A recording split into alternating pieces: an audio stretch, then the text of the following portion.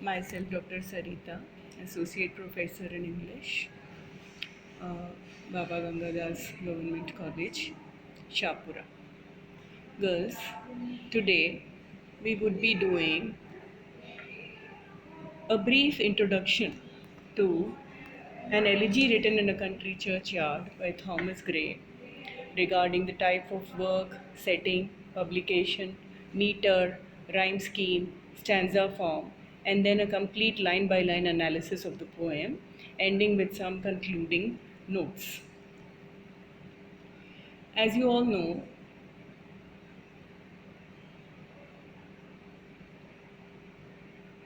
elegy written in a country churchyard is, as the title indicates, an elegy. Such a poem centers on the death of a person or persons and is therefore somber in tone.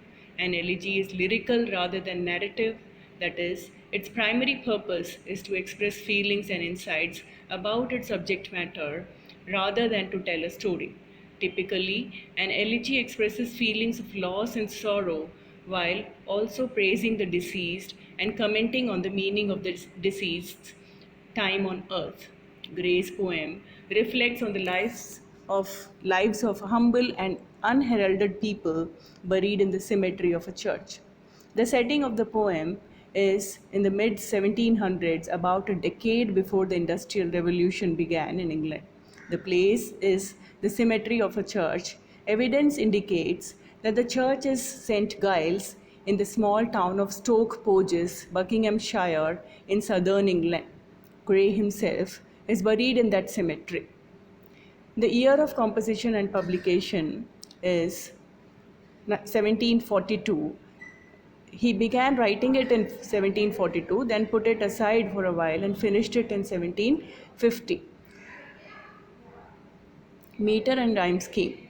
Gray wrote the poem in four-line stanzas, which is called quatrains. Each line is in iambic pentameter.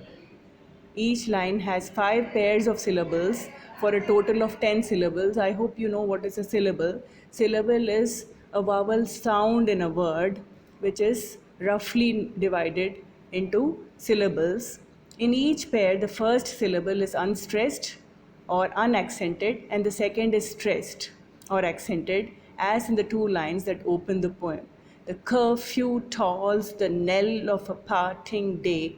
The lowing herd wind slowly over the lea. In each stanza, the first line rhymes with the third and the second line rhymes with the fourth, and so the rhyme scheme is ABAB. A stanza with the above mentioned characteristics, that is 4 lines iambic pentameter, and an ABAB rhyme scheme is often referred to as a heroic quatrain. William Shakespeare and John Dryden had earlier used this stanza form. After Gray's poem became famous, writers and critics also began referring to the heroic quatrain as an elegiac stanza. And now we go on to the complete explanation of the poem line by line. Let me read the lines first and then go on to explain. The curfew tolls the knell of parting day. The lowing herd winds slowly over the lea. The ploughman homeward plods his weary way and leaves the world to darkness and to me. Curfew here means ringing bell in the evening that reminded people in English towns of Gray's time to put out fires and go to bed, since there was no electricity at that time. Knell, mournful sound. Knell means a mournful sound. Parting day here refers to the end of the day, that is, dying day, twilight, dusk. Lowing means moving of the cattle. Over, contraction for over, OVER. Lea here means meadow. Stanza 2.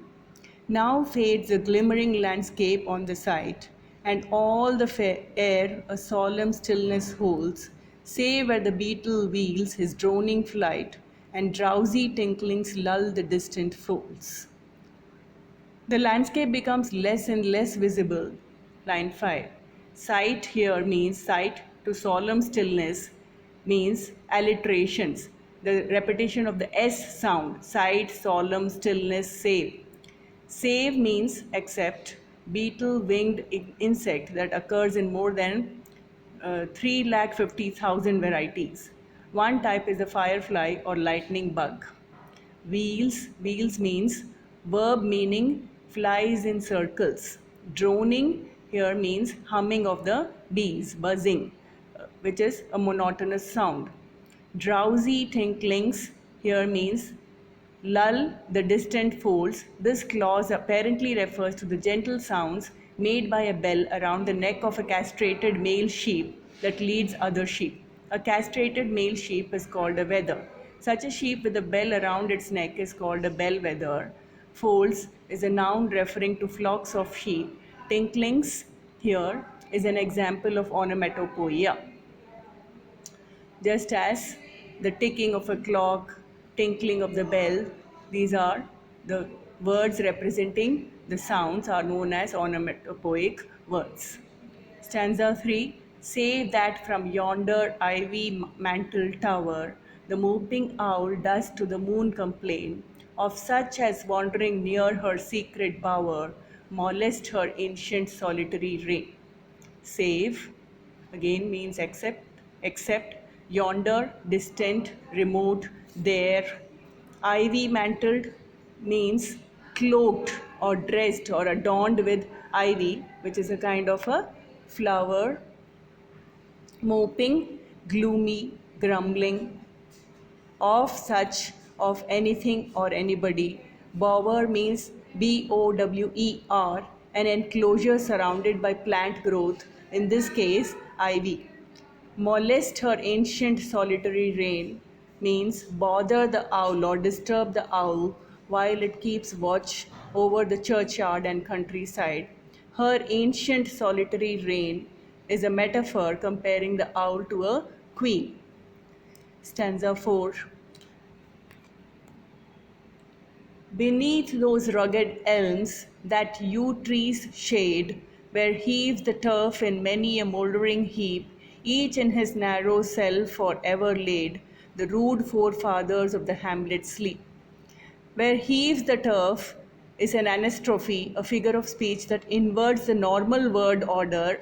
The turf heaves into heaves the turf. Second, mouldering. Mouldering means the British spelling is Mouldering, while the American is Moldering.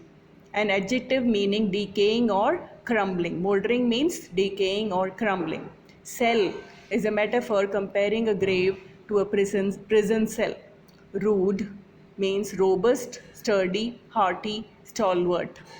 Hamlet means a very small village. Stanza 5. The breezy call of incense breathing morn, the swallow twittering from the straw built shed, the cock's shrill clarion or the echoing horn, no more shall rouse them from their lowly bed. The breezy call of incense breathing morn means wind carrying the pleasant smells of morning, including the dewy grass and flowers. Notice that morning, is a metaphor comparing it to a living creature. It calls and breathes, which means morning is personified. Swallow, insect eating songbird that likes to perch. Clarion is a cock-a-doodle-doo, clarion call of a cock. Echoing horn, the words may refer to the sound made by a fox huntsman who blows a copper horn, to which pack hounds respond. Stanza 6. For them no more the blazing hearth shall burn, or busy housewife ply her evening care. No children run to lisp their sire's return, or climb his knees the envied kiss to share. Hearth to housewife, here, her, hearth, house, her is an alliteration, repetition of the sound her. Climbs his knees, the envied kiss to share is an anastrophe, a figure of speech that inverts the normal word order to share the envied kiss.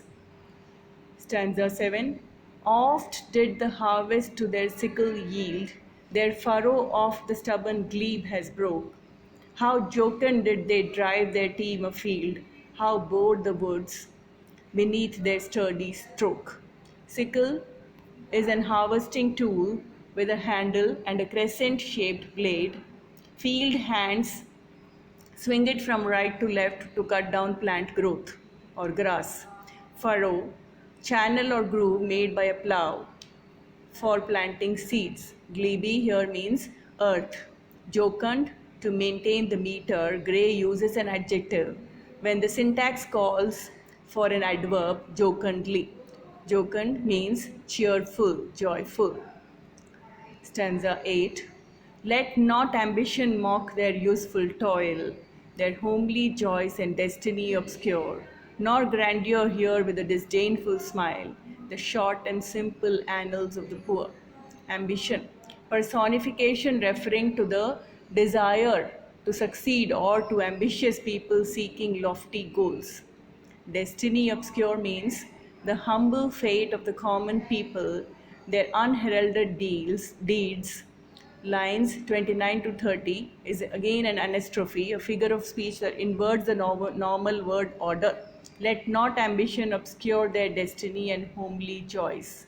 Grandeur is a personification referring to people with wealth, social standing, and power. Annals, historical records, or story. Stanza 9. The boast of heraldry, the pomp of power, and all that beauty, all that wealth ever gave, awaits alike the inevitable hour.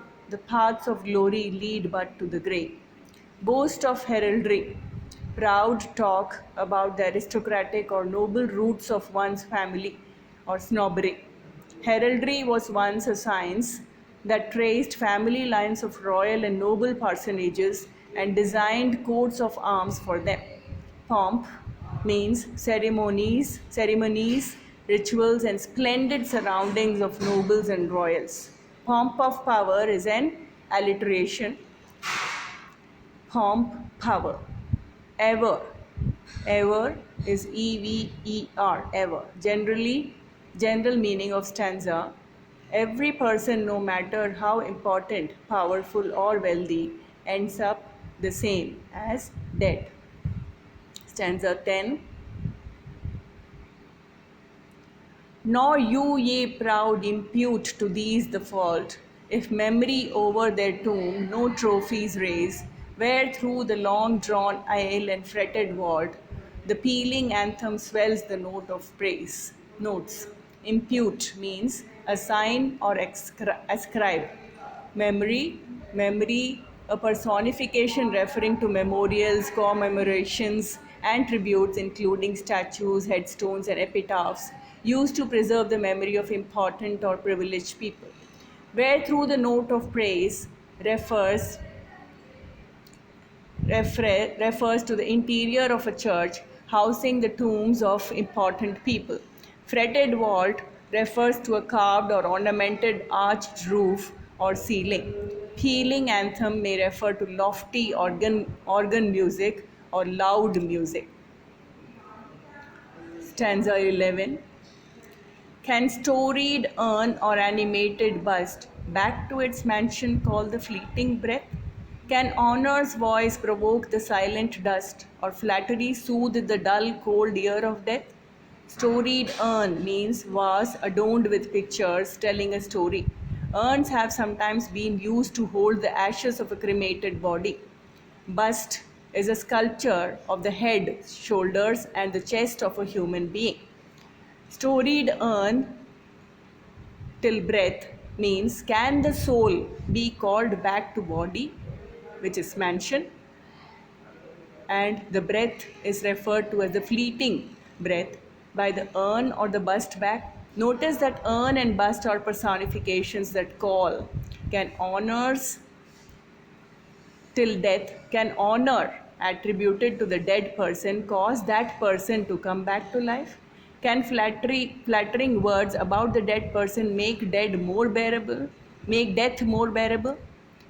General meaning of the stanza is, in other words, can any memorial such as the trophies mentioned in the line 38, the urn and the bust mentioned in line 41, and the personifications honor and flattery mentioned in lines 43 and 44 bring a person back to life or make death less final or fearsome? Move on to stanza 12. Perhaps in this neglected spot is laid some heart once pregnant with celestial fire, hands that the rod of empire might have swayed, or wake to ecstasy the living lyre. Pregnant with celestial fire means full of great ideas, abilities, or goals. Rod of empire means scepter held by a king, staff, that is, stick. Staff, scepter held by a king or an emperor during ceremonies. One of the humble country folk in the cemetery might have become a king or an emperor if he had been given the opportunity. Waked the lyre means played beautiful music on lyre, a stringed instrument. In other words, one of the people in the cemetery could have become a great musician if given the opportunity, waking up the notes of the lyre. Stanza 13. But knowledge to their eyes, her ample page, rich with the spoils of time, did never unroll. Chill penury repressed their noble rage and froze the genial current of the soul. Knowledge till unroll. Knowledge did not reveal itself to them, their eyes, in books, the ample page, big page, rich with treasures of information, means spoils of time. Personification and anastrophe, a figure of speech that inverts the normal word order. Knowledge did never unroll. Chill, poverty, penury repressed their enthusiasm or rage and froze the flow, the current of ideas of the soul. Stanza 14.